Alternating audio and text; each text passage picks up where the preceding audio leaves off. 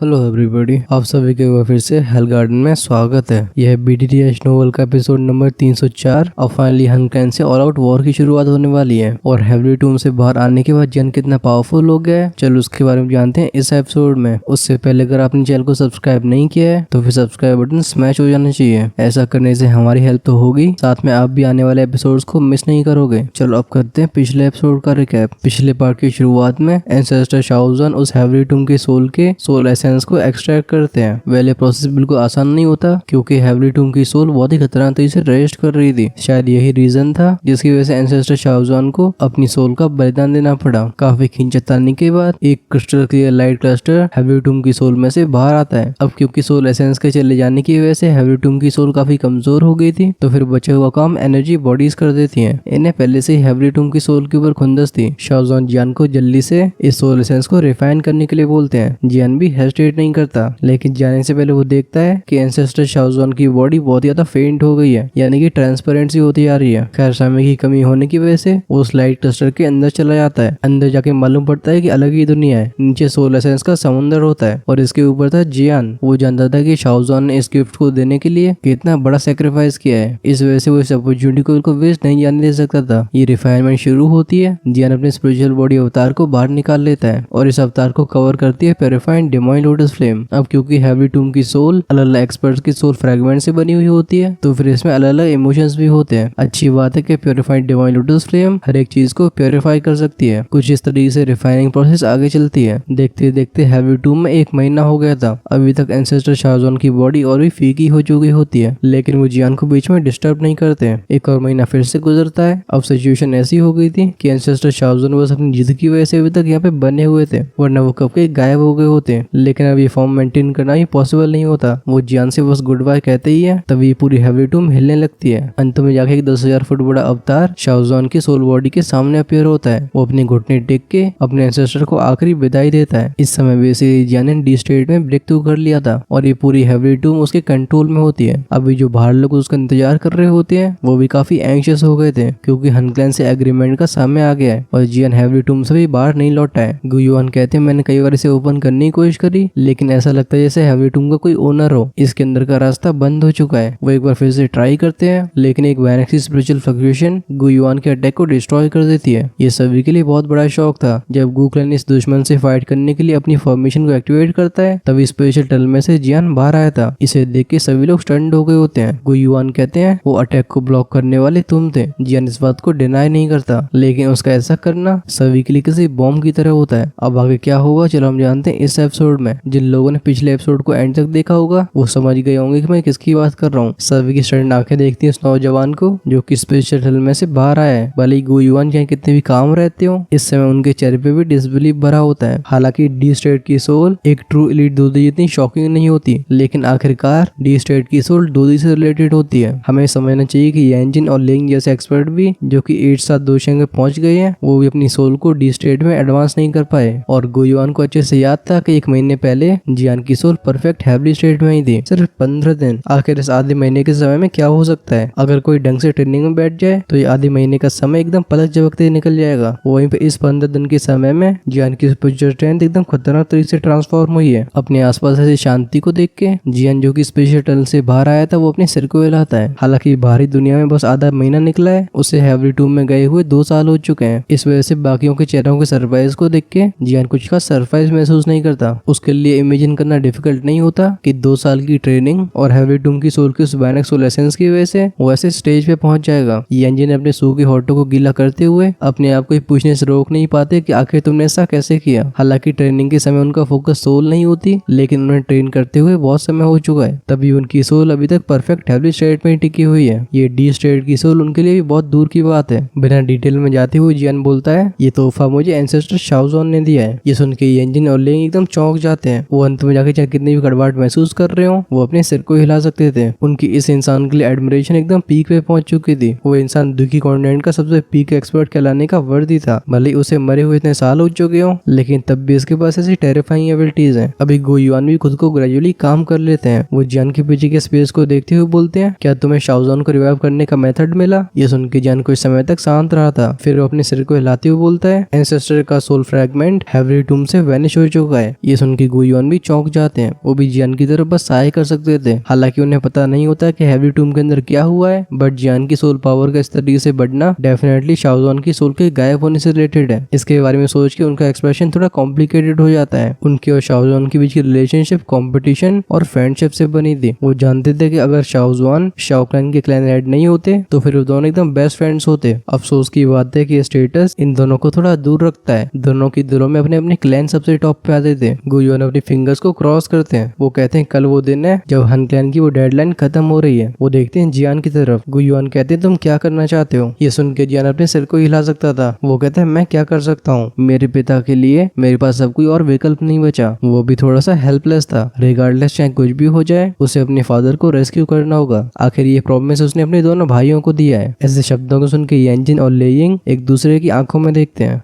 वो बस साय कर सकते थे। वो इसकी वजह से जियान को ब्लेम नहीं कर सकते हैं। आखिरकार जो एंशिएंट जेड जियान के हाथों में वो शाओ क्लैन का एंशिएंट जेड है। वो इसका जैसा चाहे वैसे इस्तेमाल कर सकता है। और अगर वो इस समय हन क्लैन से फाइट करना चाहते हैं तो फिर जियान की हेल्प के बिना ऐसा किया नहीं जा सकता। स्पेशली जब जियान हेवरी टूम से बाहर आ गया है। भले ही दोनों की स्ट्रेंथ आज ऐसी हो तभी वो सामने खड़े सिंगल जनरेशन के मेंबर को बिल्कुल अंडर एस्टिमेट नहीं कर सकते। ऐसा इसलिए क्योंकि वो जानते थे कि जियान अगर उसकी डी स्टेट की सोल की खतरनाक स्ट्रेंथ पर रिलाई करता है तो फिर वो इन दोनों में से किसी से डरने नहीं वाला। जियान के सरप्राइज को सुन के गुयुआन कुछ अचंभित नहीं होते। वो कुछ समय तक सोचने के बाद बोलते हैं अगर ऐसी बात है तो फिर चलो कल चलते ही हैं। तुम्हारे पीछे तीनों क्लैंस के एक्सपर्ट्स रहेंगे। जैसे तुम्हारे फादर तुम्हारे हाथों में आते हैं हम सब साथ में अटैक करेंगे, चाहे कुछ भी हो जाए, लेकिन हम सबको मिलके या उस एंशिएंट जेड को वापस हासिल करना है या उसे डिस्ट्रॉय कर देना है। इस समय गुयुआन के चेहरे का एक्सप्रेशन बहुत स्टर्न होता है। ऐसा इसलिए क्योंकि वो जानते थे अगर हन क्लैन को एंशिएंट जेड के सारे पीसेस मिल जाते हैं और वो तोशे एंशिएंट गॉड मैंशन को खोल लेते हैं तो फिर हो सकता है कि हंटियांडी 2D क्लास में एडवांस करने की अपॉर्चुनिटी को हासिल कर ले। उस समय इस दुनिया में कोई भी उसे फाइट नहीं कर पाएगा। ये जो सो कॉल्ड अलायंस है उनकी, ये एलीट 2D के सामने किसी इंसेक्ट की तरह होगी। इसे बिल्कुल यूजलेस कहा जा सकता है। ऑफ कोर्स इस बात से जियान भी एग्री करता था। अगर उसके पीछे तीनों क्लैंस की स्ट्रेंथ होती है तो हन क्लैन का सामना करते समय उसके पास भी साहस की कमी नहीं होगी। भले वो डी स्टेट सोल में पहुंच गया हो, इसका मतलब ये नहीं है कि वो हंटियांडी जैसे अल्टीमेट एक्सपर्ट से फाइट कर पाएगा। और तो हन क्लैन के पास बहुत सारे एक्सपर्ट्स हैं। अगर हंटियांडी अपने आप को शो नहीं करता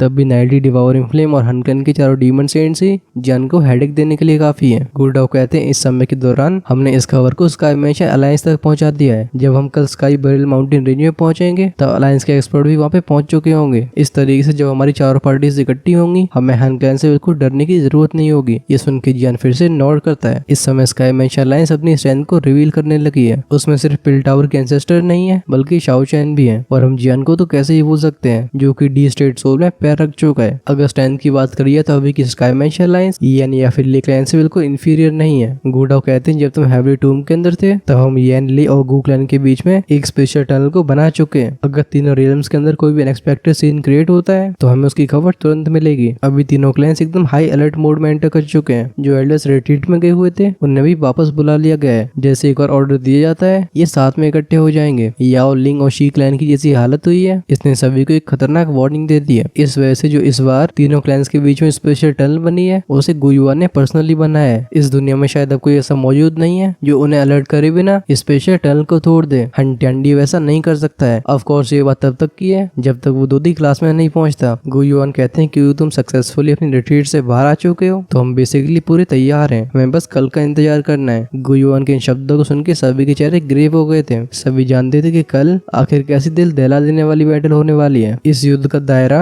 दुखी कॉन्टिनेंट में पिछले हजारों सालों में जितनी बैटल्स हुई हैं उन सबसे बड़ा होगा। सीन फिर से शिफ्ट होता है, दिन की रात हो जाती है। अभी ठंडी ठंडी मूनलाइट नीचे आ रही होती है। जियान बैम्बू फॉरेस्ट के अंदर एक छोटे से कोर्टयार्ड में खड़ा होता है। उसके हाथ पीछे होते हैं और उसकी आंखें देखती हैं आसमान को। उसका एक्सप्रेशन काफी कॉम्प्लिकेटेड था। बिना रियलाइज करे हुए उसे ब्लैक कॉर्नर से सेंट्रल प्लेन्स में आए हुए 10 साल से ज्यादा का समय हो गया है। इस समय के दौरान वो छोटा सा लड़का जो कि तब चीजों से बिल्कुल अनजान था अब वो धीरे से उस अलायंस का लीडर बन चुका है जो कि सेंट्रल प्लेन्स को डोमिनेट करती है। ऑफ कोर्स यहाँ तक जिस चीज ने उसे सपोर्ट किया होता है वो एक सिंपल ऑब्सेशन होता है। ये जिद होती है अपने फादर को रेस्क्यू करने की जिनसे मिले हुए उसे 10 साल से ज्यादा का समय हो गया। जैन अपने हाथ को क्लेंज करता है। उसके हाथ में एक एंशिएंट जेड अपीयर हुआ था। इस एंशिएंट जेड में से एक कमजोर सी स्पिरिचुअल लाइट बाहर आ रही थी। जियान की उंगलियां स्पिरिचुअल लाइट को सहलाती हैं। फिर वो गहरी सांस लेने के बाद बोलता है फादर हम कल फिर से साथ में होंगे। भले इस समय जियान इस कॉन्टिनेंट का पीक एक्सपर्ट बन चुका हो हो तब भी वो अपने पिता के उस प्यार से भरे एक्सप्रेशन को बोल नहीं सकता है जो कि उनके चेहरों पे तब थे जब पूरी वोटिंग सिटी उसे यूजलेस बोल रही थी। बाहरी दुनिया की जियान को इतना बुरा भला बोलने के बाद भी उसके फादर के बिहेवियर में बिल्कुल बदलाव नहीं आया। जियान के लगातार चीजों को सहने के बाद इस तरीके से खिलने के एक बड़े कारण उसके पिता होते हैं। वो खुद से बड़बड़ाते हुए बोलता है, फादर अब मैं उन हाइट्स तक पहुंच चुका हूँ जिनके बारे में आपने सोचा भी नहीं होगा। उसने जबरदस्त मेहनत करके अपने आप को इस कॉन्टिनेंट के पीक पे पहुंचा दिया है, लेकिन ऐसा करने के बाद भी वो अपने फादर से नहीं मिल पाया जिन्हें वो सबसे ज्यादा मिस करता है। जब जियान खुद ही से बातें कर रहा था तभी उसे एक डेलिकेट फिगर का टच महसूस होता है। दो कोमल से हाथ उसे पीछे से हक कर लेते हैं। वहीं पे वो एक्सट्रीमली ब्यूटीफुल फेस इस मूनलाइट के अंदर ऊपर उठता है जिसकी वजह से चांदनी भी काफी डिम लगती है। जुन्नर कहती है, अगर आपके अभी के अचीवमेंट्स के बारे में अंकल शाह को मालूम पड़ता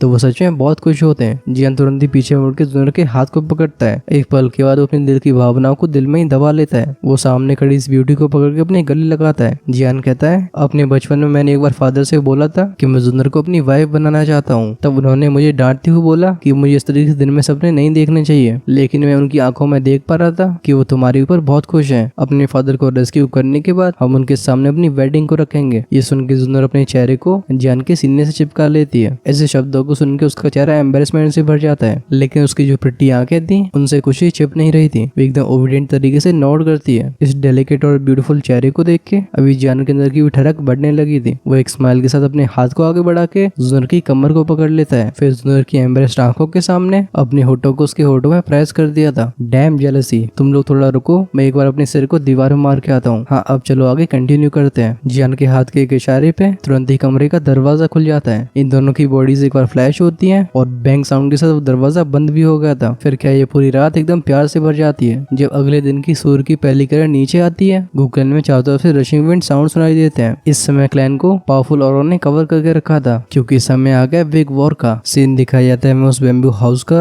अभी लिगिंग उस कमरे के बाहर खड़े हुए थे जिसके अंदर जुन्नर और जियान थे। वो एक हल्की आवाज में कहते, यंग मिस, यंग मास्टर जियान, अब समय आ गया है। तभी क्रीक की साउंड के साथ दरवाजा खुलता है। सबसे पहले बार आने वाला जियान था। ऐसा लगता है जैसे उसके बाहर आने से यहाँ की एनर्जी डिस्टर्ब हो गई हो। अभी जियान की काली आंखों में एक अलग ही चमक होती है। जियान की आंखों को देख के लिंग अपने आप ही बाव करते हैं। उनके चेहरे का जो खुशी से भरा एक्सप्रेशन था और भी डांस हो जाता है। बस कुछ सालों पहले की बात है जब ये लड़का बिल्कुल नादान हुआ करता था, लेकिन कुछ ही समय में एकदम पीक पे पहुंच चुका है। एल्डर लिंग की आंखें जाती हैं जुन्नर पे जो कि जियान के बगल में खड़ी हुई थी। वो स्माइल के साथ बोलते हैं, यंग मिस, आपकी आईसाइट सच में बहुत शानदार है। ऐसा लगता है जब जुन्नर जियान के बगल में होगी तभी वो एकदम पूरी हो पाएगी। इस समय एल्डर लिंग को उसी ग्रीन क्लोथ लड़ी की याद आती है जो कि उस छोटी सी वोटिंग सिटी में जियान के पीछे भी चलती थी। जियान कहता, चलो चलते हैं। ओल्ड लिंग गुड बाय। वो अपने सिर को उठा के देखता है माउंटेन की तरफ जो कि उसके सामने था। वो वहाँ पे कई पावरफुल औरों को सेंस कर पा रहा था और तो जो इन दिशाओं से फ्लक्चुएशन आ रही होती है वो भी काफी इंटेंस होती है। ऐसा लगता है लेकलैंड और यानक्लैंड अपने एक्सपर्ट्स को मोबिलाइज कर चुका है। लिंग से गुड बाय करने के बाद जियान और इंतजार नहीं करता। वो जुन्नर के हाथ को पकड़ के एक ही फ्लैश में आसमान में चला जाता है। जुन्नर और जियान को जाते हुए देख लिंग बड़बड़ाते हुए बोलते हैं, यंग मास्टर जियान, मैं आपकी सफलता की दुआ करूंगा। जब तक जियान का डुओ इस पहाड़ के ऊपर पहुंचा था ये जगह पहले से लोगों से भर चुकी होती है। गूक्लैंड के बहुत सारे एक्सपर्ट्स आसमान में एकदम ऑर्डरली तरीके से खड़े होते हैं। इनके वास्ट और माइटी औरे एक साथ फ्लो कर रहे थे। ऐसे सीन को देख के जियान, जिसकी सोल डी स्टेट में एंटर कर चुकी है, वो भी सरप्राइज हो जाता है। इन दोनों के अपीयर होने के बाद गुयुआन अपीयर होते हैं। उनकी आंखें इन दोनों को ध्यान से देखती हैं। अचानक से उनकी आंखों में एक अजीब सी फीलिंग आई थी। वो हंस के बोलते हैं, लगता है तुम दोनों मुझे जल्द से जल्द ग्रैंडफादर बनाना चाहते हो। अचानक से गुयुआन के मुंह से बाहर आए इन शब्दों को सुन के जियान एक पल के स्टार्टेड हो गया था। इस समय जुन्नर का चेहरा किसी एप्पल की तरह रेड हो जाता है। वो बहुत ही क्यूट लग रही थी। अंत में जाके जियान को सूखी खांसी से इस मामले को सॉल्व करना पड़ता है। अनएक्सपेक्टेड बात है कि गुयुआन जैसा एक्सपर्ट अपने मुंह से शब्दों को निकालेगा। इस समय जियान के पास अपने शरीर को लाने के अलावा कोई विकल्प नहीं होता। वो तुरंत ही नजरों को हटा के बोलता है, क्या गूक्लैंड की पूरी फोर्स है? ये सुन के गुयुआन साय करते हैं। वो कहते हैं, हमारी पूरी फोर्स नहीं है। हाँ, लेकिन ये कहना पड़ेगा कि हमारी ट्रू स्ट्रेंथ है। इस बार हमारा अपोनेंट वो एक्सट्रीमली मिस्टीरियस हनक्लैन है। हम बिल्कुल केयरलेस नहीं हो सकते। ये सुन के जियान हल्के से नोट करता है। उसकी आंखें फिर से इन सभी एक्सपर्ट्स के ऊपर से जाती हैं। गूक्लैंड की स्ट्रेंथ ने उसे स्टंट कर दिया था। गूक्लैंड में सबसे स्ट्रॉन्गेस्ट है गुयुआन और उनके नीचे आते हैं ब्लैक सबमर्ज्ड किंग जिनका नाम है गोलाई। जियान इनसे शायद एक ही बार मिला है। जियान की एस्टिमेशन के हिसाब से ब्लैक सबमर्ज्ड किंग की स्ट्रेंथ इनिशियल 8 स्टार दोशंग क्लास में पहुंच चुकी होगी। हालांकि वो यान और लेकलैंड के क्लैन हेड से थोड़े से वीक है, लेकिन उन्हें पावरफुल एग्जिस्टेंस बोला जा सकता है। ब्लैक सबमर्ज किंग गुरली के नीचे होते हैं गुगलन के 3 इमोर्टल्स। इन तीनों की स्ट्रेंथ 7 स्टार दुशंग के ऊपर की होती है। ये हनक्लैन के चारों डीमन सेंट्स के सिमिलर होते हैं। इन तीनों इमोर्टल्स के बाद गुगलन के कई एल्डर्स आते हैं। जियान ने इनमें से ज्यादा एल्डर्स को कभी देखा नहीं होता है। साफ तौर पर ये सभी अभी तक रिट्रीट में गए हुए थे। हालांकि इन सभी के ऊपर से जियान की नजरें बस एक ही बार गई थी, लेकिन वो डिस्कवर करता है कि इनमें कम से कम 5 लोगों की स्ट्रेंथ 4 या फिर 5 स्टार दुशंग तक पहुंच चुकी है। अगर ऐसी लाइनअप को सेंट्रल प्लेन्स में रख दिया जाए तो फिर इसके सामने कुछ टिक नहीं पाएगा। शायद वो रूमर्स गलत नहीं है कि गू क्लैन शाओ क्लैन की जगह को लेके आठों एंशिएंट क्लैंस के लीडर के रूप में काम करता है। ऑफ कोर्स इसमें उस मिस्टीरियस हन क्लैन को इंक्लूड नहीं किया जा सकता, क्योंकि गु युआन भी गारंटी से नहीं कह सकते कि वो हन क्लैन की पूरी स्ट्रेंथ को समझते हैं। जब जियान इन सभी की तरफ देख रहा होता है तो इन एल्डर्स की आंखें भी जियान के ऊपर जाती हैं। ये सभी जियान को स्माइल पास करते हैं। हालांकि जियान की ट्रू स्ट्रेंथ बस 6 स्टार दुशंग की है, लेकिन उसकी डी स्टेट की सोल की वजह से वो सभी को खतरनाक प्रेशर दे रहा था। जब जियान की काली आंखें घूमती हैं तो फिर इन सभी को ऐसा लगता है जैसे इनकी रूह कांप रही हो। नेचुरली जियान की एज चाहे कैसी भी हो, वो उसे अंडरस्टिमेट नहीं कर सकते। जब जियान इन सभी के ऊपर से अपनी नजरों को हटाता है तभी आसमान में स्विच साउंड के साथ एक बड़ी सी टोली फ्लैश होकर अपीयर होती है। ये फाइनली एक के बाद एक सबके सामने आ जाते हैं। जब इनके कई पावरफुल ऑरे फैलते हैं, आसपास का स्पेस एकदम ट्रेम्बल होता है। ये इंजन हंस के गु युआन की टोली की तरफ हाथ कब करके बोलते हैं, हाँ क्लैन हेड गु युआन, यंग फ्रेंड जियान, मेरे क्लैन के सारे एलीट एक्सपर्ट्स यहाँ पे आ चुके हैं। इस समय यंजन के भी ये 10-12 लोग होते हैं और इन सभी के पावरफुल ऑरे थे। साफ तौर पे ट्रू एक्सपर्ट्स हैं। जियान की आंखें रैंडम तरीके से इन सभी के ऊपर जाती हैं। वो यंजन के पीछे की तरफ देखता है। वहाँ पे लाल कपड़ों में एक ब्यूटीफुल सी वुमन खड़ी होती है। इस लेडी के चेहरे पे टेम्पटिंग स्माइल होती है और इसकी मिडिल एज अट्रैक्टिव अपीयरेंस की वजह से इसका आकर्षण और भी बढ़ जाता है। लेकिन एक ही बात देखने पे जियान बता पाता है कि पूरी यंगटन के एक्सपर्ट्स में इस औरत की स्ट्रेंथ दूसरे नंबर पे आती है। इसकी स्ट्रेंथ 7 स्टार दुशंग तक पहुंच चुकी होगी, जो कि गु क्लैन की 3 इमोर्टल्स के बराबर होती है। जब जियान की नजरें इसके ऊपर गई थी तो फिर वो ब्यूटीफुल वुमन जियान की नजरों को डिटेक्ट कर लेती है। वो अपने सिर को ऊपर उठा के एक और भी इंटेंटिंग स्माइल दिखाती है। उसकी आंखों में से एक अजीब सी फ्लक्चुएशन एमिट हुई थी। इस फ्लक्चुएशन की वजह से लोग अपना दिमागी संतुलन खो सकते हैं। इस फ्लक्चुएशन को सेंस करके जियान एकदम सरप्राइज हो गया था। वो मनी मन में कहता है सोल टेम्पटिंग टेक्निक। कहा जाता है कि एंशिएंट टाइम में एक स्पिरिचुअल स्किल हुआ करती थी, जो भी इसका इस्तेमाल कर पाता था उसके पास लोगों को बिना छुए कंट्रोल करने की एबिलिटी होती थी। इसे काफी अजीब बोला जा सकता है, लेकिन बस ये उन्हीं के खिलाफ इफेक्टिव होती है जिनकी स्पिरिचुअल स्ट्रेंथ उसे कमजोर हो। इस प्रिटी वुमन की spiritual strength perfect heavy state तक पहुंच चुकी है। अगर वो सोल टेम्पटिंग टेक्निक को जियान के ऊपर इस्तेमाल करना चाहती है तो फिर लगता है दिन में सपने देख रही है। खैर ये सभी सोचने के बाद जियान अपने आप ही अपने सिर को लाता है। वो भी मुस्कान की चमकान के साथ इस औरत को देखता है। जब जियान की आंखें दूसरी पार्टी की कांटेक्ट में आती हैं तो उसके आईब्रोज के बीच में से एक इनविजिबल प्रेशर फैलता है। अचानक से हमें एक चीका साउंड सुनाई देता था। उस प्रिटी वुमन की वो मिस्टीरियस फ्लक्चुएशन इसे संपर्क में आती तुरंत ही टूट जाती है। हम उसके शरीर को एकदम कांपते हुए देखते हैं। अब जब उसकी आंखें जियान को देखती है, इनमें गहरा शॉक अपीयर हो चुका था। इस माइटी प्रेशर के सामने उसकी सोल एकदम ट्रेम्बल हो गई है। खैर इस प्रिटी वुमन के पास एक्सपीरियंस की कमी नहीं होती। वो एक पल के शॉक के बाद तुरंत ही सिचुएशन को समझ जाती है। ऐसा लगता है जैसे उसने किसी भूत को देख लिया हो। वो कहती है डी स्टेट सोल, जो कुछ समय पहले उसने छोटी सी ट्रिक खेली थी वो चुपचाप से वापस ले लेती है। इस प्रेशर को फील करके यांजिंग भी हंसने लगते हैं। वो कहते हैं हाँ यंग फ्रेंड जियान, ये मेरे यंग की एल्डर हो लिंग है। फिर यांजिन पीछे मुड़ के प्रिटी वुमन की तरफ हंसते हैं। वो कहते हैं मैंने तुमसे पहले ही बोला था कि तुम्हें फालतू में स्पिरिचुअल स्ट्रेंथ से खिलाना नहीं चाहिए, वरना तुम्हें कड़वी दवा खानी पड़ेगी। नहीं और मत मानो। ये सुन के औरत बोलती है मुझे फेरी होलिंग बोलो, ना कि एल्डर होलिंग। तुरंत ही उसकी वो पलक झपकाती हुई आंखें देखती हैं जियान को। वो हंस के बोलती है अनएक्सपेक्टेड बात है कि इतनी कम एज के होने के बाद भी इसकी soul legendary the state soul में पहुंच चुकी है। सच में भारी अपीयरेंस को देख के असली चीज का पता नहीं लगाया जा सकता। तब शाओ क्लैन ने शाओजॉन को प्रोड्यूस किया था और अब जियान को। लगता है ऊपर वाला शाओ क्लैन के ऊपर खूब मेहरबान है। होलिंग के पीछे खड़ी हुई यान क्लैन के एल्डर्स भी इस समय जियान को स्टंट तरीके से देख रहे थे। डी स्टेट सोल अभी तक यान क्लैन के क्लैन हेड भी इस लेवल तक नहीं पहुंच पाए हैं। जियान स्माइल करके बोलता है फेरी होलिंग, आप मेरी कुछ ज्यादा ही तारीफ कर रही हो, मैं बस लकी रहा हूँ। जब जियान होलिंग के पहले फेरी लगाता है तो फिर होलिंग के चेहरे की स्माइल और भी ज्यादा ब्रिलियंट हो जाती है। साफ तौर पर वो ऐसे फॉर्मल ड्रेस को पसंद करती थी। फाइनली गु युआन अपने मुंह को खोलते हैं। वो कहते हैं आप सभी जानते हो कि हम यहाँ पे क्यों इकट्ठे हुए हैं। मैं यहाँ पे और भी कुछ नहीं बोलूंगा। सभी अपने अपने दिलों में हन क्लैन की स्ट्रेंथ को समझ चुके होंगे। अगर वहाँ पे युद्ध की शुरुआत होती है तो फिर हमें दुश्मन को बिल्कुल हल्के में नहीं लेना है। गु युआन के ऐसे इंस्ट्रक्शंस को सुन के तीनों एंशिएंट क्लैंस के मेंबर्स एकदम शांत हो गए थे। ये सभी गु युआन की बात से एग्री करते हैं। गु युआन की रेपुटेशन एंशिएंट क्लैंस में सबसे खतरनाक है। ऑफ कोर्स यहाँ पे मिस्टीरियसनेस के बारे में बात नहीं हो रही है और तो उनकी पीक एडवांस 9 स्टार दुशंग की स्ट्रेंथ सबकी रिस्पेक्ट की वर्दी है। ये कहने के बाद गु युआन जियान को देखते हैं। जब जियान नोट करता है। वो अपने हाथ को वेव करके बोलते हैं क्योंकि आप सभी समझ गए हो तो फिर चलो आगे बढ़ा जाए। इस स्पेस में एक बहुत ही पावरफुल ऑरा इरप्ट होता है। गुयोन आगे की तरफ इशारा करके बोलते हैं गो। सामने की स्पेस एकदम शीशे की तरह क्रैक हो गई थी। एक ह्यूज टनल बन जाती है। गुयोन डायरेक्टली उसमें एंटर कर जाते हैं। पीछे जियान और जुना जिनके चेहरे काफी ज्यादा ग्रेव थे वो उन्हें फॉलो कर रहे थे। और इन तीनों के बाद बारी आती है तीनों क्लैन के एक्सपर्ट्स की। आखिरी इंसान के इसमें घुसने के बाद ये स्पेस टनल अपने आप ही बिखर गई थी। जब ये भयानक सी आर्मी गोरियम से गई होती है तो फिर स्काई मेश अलायंस के हेडक्वार्टर्स में भी इस समय भगदड़ मची हुई थी। फिर ये भी सभी दिशाओं से सेंट्रल प्लेन्स की नॉर्थ वेस्टर्न रीजन की तरफ उड़ जाते हैं। जब स्काई मेश अलायंस इतने सारे एक्सपर्ट्स को डिस्पैच करता है तो फिर सेंट्रल प्लेन्स में अप्रोर फैल गया था। सभी जानते कि बस एक ही ऐसा एनिमी फैक्शन है जो कि स्काई मेश अलायंस को इतने सारे एक्सपर्ट्स को डिस्पैच करने में मजबूर कर दे, और वो होता है मिस्टीरियस हन क्लैन। इस समय युद्ध की छाया सेंट्रल प्लेन्स को ढक चुकी थी। सेंट्रल प्लेन्स के नॉर्थ वेस्टर्न रीजन में बरील स्काई माउंटेन रेंज एग्जिस्ट करती थी। हालांकि ऐसा हो सकता है कि आजकल के लड़नों को इसके बारे में पता ना हो, लेकिन ओल्ड जनरेशन के मेंबर्स के बीच में ये जगह बहुत ही फेमस होती है क्योंकि यही वो जगह थी जहाँ पे वो शाओ क्लैन और हन क्लैन के बीच में युद्ध हुआ था। इस बिग वॉर ने पूरे सेंट्रल प्लेन्स को हिला के रख दिया होता है। इस माउंटेन रेंज की गहराइयों में एक एंशिएंट बैटलफील्ड होता है। ये बैटलफील्ड बहुत ही वास्ट था और मतलब फैला हुआ था, और इसमें खूब सारे मैजिकल बीस्ट होते हैं। इस वजह से इसे डेंजरस प्लेस कहा जा सकता है। यही रीजन जिसकी वजह से लोग यहाँ पे ज्यादा जाना पसंद नहीं करते। आज का ये एंशिएंट बैटलफील्ड थोड़ा मिस्टीरियस लग रहा होता है। वो मैजिकल बीस्ट जो कि यहाँ पे बिना किसी परवाह के घूमते थे वो पूरी तरह से गायब हो चुके होते हैं। एक्चुअली में इस समय इस ह्यूज बैटलफील्ड में एक सिंगल मैजिकल बीस्ट को देखा नहीं जा सकता। ये कुछ ऐसा होता है कि जैसे इन सभी ने यहाँ पे होने वाली अर्थ शेकिंग बैटल को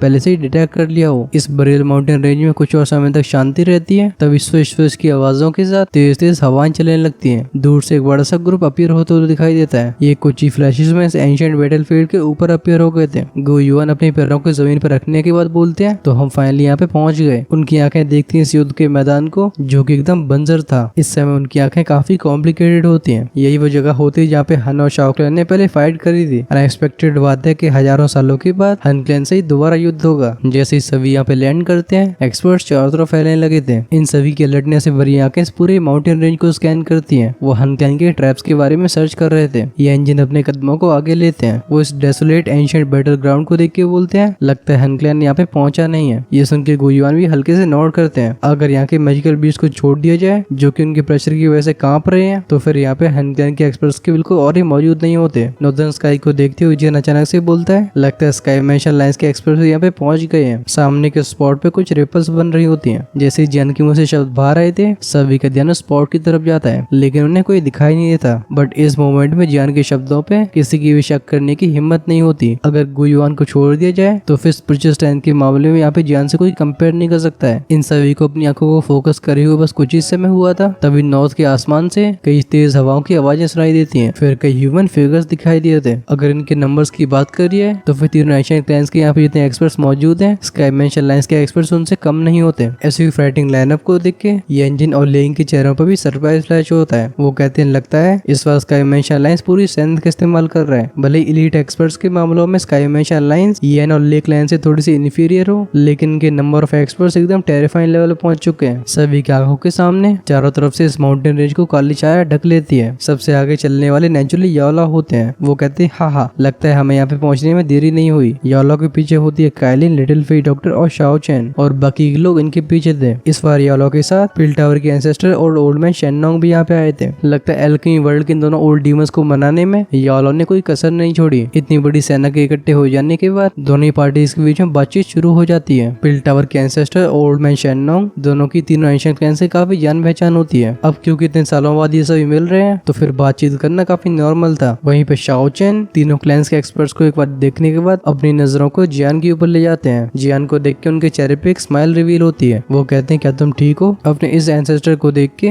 जियान भी स्माइल करने से खुद को रोक नहीं पाता। वो हल्के से नोड करता है। बस वो शाओ चैन को अभी बताता नहीं है कि शाओजन के साथ क्या हुआ है। वो जानता था कि शाओ चैन और शाओजन बहुत ही क्लोज थे। अगर शाओ चैन को इस खबर के बारे में मालूम पड़ता है तो फिर वो उनके लिए काफी बड़ा झटका होगा। इस वजह से इस बात को कुछ समय तक राज रखने में कोई बुराई नहीं है। जब शाओ चैन और जियान के बीच में बातचीत चल रही होती है जियान के नाक में एक फ्रेग्रेंस एंटर करती है। वो सामने की काइलिन को देखता है, खासकर जब उसकी नजर जाती है इस कोल्ड एक्सप्रेशन के ऊपर। एक समय के लिए उसका भी गला सूख जाता है। जुनर जो कि जियान के बगल में खड़ी थी वो काइलिन को आगे बढ़ती हुई देखती है। उसकी आंखों में एक रिपल अपीयर होती है। वो एक जेंटल स्माइल के साथ बोलती है बिग सिस्टर काइलिन हम दोबारा मिल रहे हैं। अभी शाओ के कैसे हाल चाल है? ये सुन के काइलिन के कोल्ड चेहरे पे एक हल्की सी स्माइल चला जाती है। वो सॉफ्ट आवाज में कहती है हाँ वो सही है, बस वो किसी इंसान की वजह से परेशान रहती है जो कि लगभग हर समय घर से गायब रहता है। ये सुन के जूनर स्माइल करती है, लेकिन जियान ये सुन के हेल्पलेस तरीके से अपने सिर को हिला ही सकता था। इतने लंबे समय तक स्काई मेंशन लाइन से दूर रहने की वजह से लगता है कायलिन उससे गुस्सा हो गई है। जियान के चेहरे के ऐसे अननेचुरल एक्सप्रेशन को देख के कायलिन के कोल्ड चेहरे पे फाइनली एक स्माइल दिखाई दी थी। वो एक हल्की सी जेंटल आवाज में कहती है क्या तुम्हारी चोटें सही हो चुकी है? भले ही जियान के घर न लौटने की वजह से वो जियान के ऊपर गुस्सा हो, लेकिन तब भी उसका दिमाग रैशनल रहता है। वो अपने इमोशंस को अपनी समझदारी के ऊपर हावी नहीं होने देती। ये सुन के जियान कहता है हाँ मैं पूरी तरीके से रिकवर हो गया हूँ। फिर वो अलायंस के सारे एक्सपर्ट्स को देखता है। जियान कहता है क्या तुम सभी को डर नहीं है कि इतने सारे एक्सपर्ट्स को डिस्पैच करने के बाद अलायंस की फाउंडेशन खराब हो जाएगी? कायलिन कहती है कि यालो ने कहा था ये तुम्हारे लिए बहुत जरूरी है। ये सुन के एक पल के लिए जियान स्टार्टल हो गया था, लेकिन उसका दिल काफी वार्म फील करता है। इस एंशिएंट बैटल फील्ड में स्काई मेंशन लाइंस के आ जाने की वजह से ये जगह एकदम चहल पहल से भर जाती है। और तो इस जगह की एक्टिविटी की वजह से इसने सेंट्रल प्लेन्स के कई एक्सपर्ट्स को अपनी तरफ अट्रैक्ट कर लिया था। बस स्काई बरिल माउंटेन रेंज पहुंचने के बाद इनमें से किसी के अपने पैरों को आगे बढ़ाने की हिम्मत नहीं होती। ऐसा इसलिए क्योंकि वो सेंस कर पाते हैं कि जो स्ट्रेंथ यहाँ पे इकट्ठी हुई है उसका लेवल बहुत ही टेरिफाइंग जा चुका है। अगर वो इस लेवल की बैटल के चपेटे में आ जाते हैं तो शायद ये अपने आप को प्रोटेक्ट भी नहीं कर पाएंगे। कुछ समय की बातचीत के बाद दोनों ही पार्टीज फिर से कॉशियस हो जाती हैं। इतने सारे एक्सपर्ट्स की आंखों से इस स्काई बरिल माउंटेन रेंज का कोई हिस्सा छिपता नहीं है। जियान के पास हर एक एक्टिविटी की खबर होती है। इस तरीके से इंतजार करते करते समय धीरे से पास होता है। जब सूरज सीधा सर के ऊपर पहुंच जाता है तो फिर जियान और गोयुआन जो कि अपने अपने पत्थरों पे आंखें बंद करके मेडिटेट कर रहे होते हैं, दोनों ने साथ में अपनी आंखें खोली थी। इनके मुंह से एक लो आवाज बाहर आती है जिसकी वजह से सभी लोग एकदम टेंस हो जाते हैं। वो कहते हैं वो यहाँ पे आ गए। इन दोनों की आवाजें सभी के कानों में एंटर ही करती हैं। तभी पहाड़ों के अंदर से काफी काला धुआं ऊपर उठने लगता है। ऊपर जाके वो ब्लैक फॉग इकट्ठा हो गया था। अंत में जाके इससे एक बड़ी सी स्पेशल टनल बनती है और इस टनल में से कई सिनेस्टर से और फैलने शुरू होते हैं। इस स्पेशल टनल से बाहर आया ब्लैक फॉग पूरे आसमान को ढक लेता है। तुरंत ही तापमान गिर गया था। एक डार्क और कोल्ड ऑरा फैलता है। आसमान को ब्लैक फॉग चढ़ हुआ था। हम वहाँ पे हंटी के फिगर को अपीयर होते देखते हैं। उसकी आंखें नीचे की बड़ी आर्मी को देखती हैं। वो स्माइल के साथ बोलता है हाँ इस बरील स्काई माउंटेन रेंज में बहुत समय से चहल पहल नहीं हुई है। नाइल्टी डिवाउरिंग फ्लेम, हन क्लैन के वो चारों डीमन सेंट्स और हन क्लैन के कई एक्सपर्ट्स फ्लैश होकर उसके पीछे अपीयर होते हैं। लगता है हन क्लैन को साफ तौर पे पता है कि यहाँ पे एक बैटल होने वाली है। इस वजह से हंटी काफी स्ट्रेंथ को लेके आया है। जब हंटी अपीयर होता है तो हम लिंक के एक्सप्रेशन को एकदम डार्क होते हुए देखते हैं। वो चिल्ला के बोलते हैं हंटी हमारे तीनों क्लैंस के एंशिएंट जेड को वापस कर दो, नहीं तो हम फ्यूचर में तुम्हारे हन रियल्म के ऊपर अटैक जरूर करेंगे। अपने एंशिएंट जेड को खो देने के बाद ले क्लैन के क्लैन हेड लेइंग बहुत ही फ्यूरियस थे। अब क्योंकि दूसरी पार्टी अपीयर हुई है तो वो अपने आप को रोक नहीं पाते। लेइंग की ऐसी गुस्से से भरी आवाज को सुन के हंटी हंस के बोलता है हन रियल्म के ऊपर हमला करोगे? हाँ शायद अब इस दुनिया में ऐसा कोई मौजूद नहीं है जिसके पास ऐसा करने की स्ट्रेंथ बची हो। ये कह के वो लेइंग को पूरी तरह से इग्नोर मारता है। उसकी आंखें जाती सीधा जियान के ऊपर। हंटी एक हल्की आवाज में कहता है जियान तुम क्या करना चाहते हो? क्या तुम अपने एंशिएंट जेड को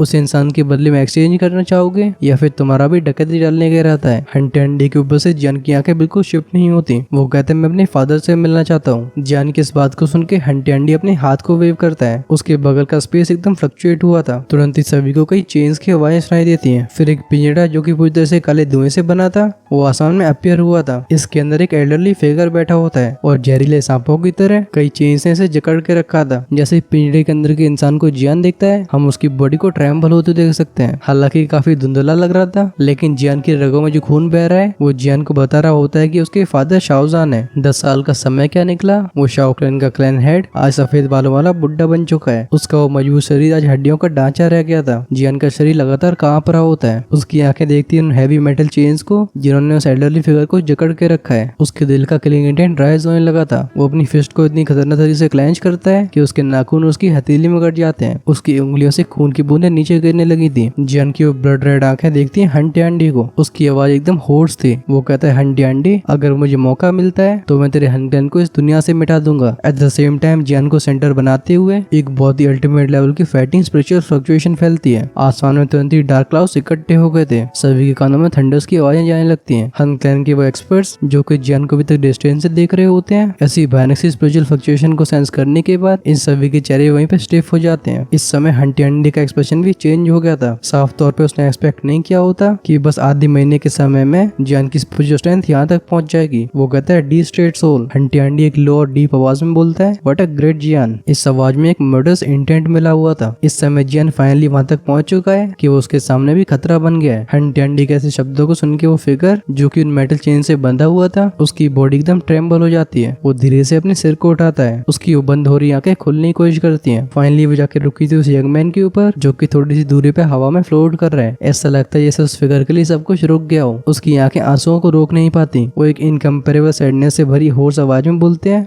ये ना अब भाई मामला ज्यादा सैड हो गया है, तुम्हारा भाई तो चला आंसू बहाने। तुम मुझे कमेंट्स में ये लिख के बताओ कि एक्सप्लेनेशन कैसी लगी है। नेक्स्ट एपिसोड की शुरुआत में हम बाप बेटे के मिलन को देखने वाले हैं। अंग्रेजी में बोले तो रीयूनियन। फिर शुरुआत होगी बिग बैटल की और लास्ट में हंकैन सभी को बहुत ही बड़ा सरप्राइज देने वाला है। मतलब वो चीज एकदम आउट ऑफ स्टोरी होगी और सच में जो लोग स्पॉइलर से दूर रहेंगे उन्हें काफी बड़ा सरप्राइज मिलने वाला है। So stay away from spoilers. अगर आपसे नेक्स्ट एपिसोड का वेट नहीं किया जा रहा तो फिर इतनी चिंता ना करो, तुम्हारे भाई ने उसका भी इंतजाम करके रखा है। आप सभी के लिए चैनल की मेंबरशिप अभी भी ओपन है, उसे ज्वाइन करके आप अर्ली एक्सेस को एंजॉय कर पाओगे। फिर जैसे हम शाम को वीडियोस को प्रिपेयर करते हैं वो आपके लिए तुरंत ही अवेलेबल हो जाएंगे और नेक्स्ट एपिसोड को मैं तो और भी तैयार करने की कोशिश करूंगा। सो फटाफट से ज्वाइन बटन को चेकआउट करो। वैसे मेंबरशिप के भी 2 लेवल्स होते हैं। एक लेवल होता है इमोर्टल एम्परर तक का, जहाँ पे आप एक एक्स्ट्रा एपिसोड को देख पाते हो। वहीं पे इमोर्टल गॉड या फिर उससे ऊपर वाले मेंबर्स के लिए मामला 2 एपिसोड आगे चलता है। वैसे हम काफी दूरी तक आ गए हैं। यहाँ तक हमारे साथ बने रहने के लिए धन्यवाद। जाते जाते वीडियो को लाइक करना मत भूलना। हम करते हैं इसी के साथ वीडियो को क्लोज। अगर पिछले एपिसोड को मिस कर दिया था तो उसे देखो लेफ्ट में क्लिक करके। और अगर आप हमारे नए कंटेंट को मिस नहीं करना चाहते हैं तो फिर एनिमे गार्डन को भी सब्सक्राइब कर देना। Until then take care, tata, bye bye.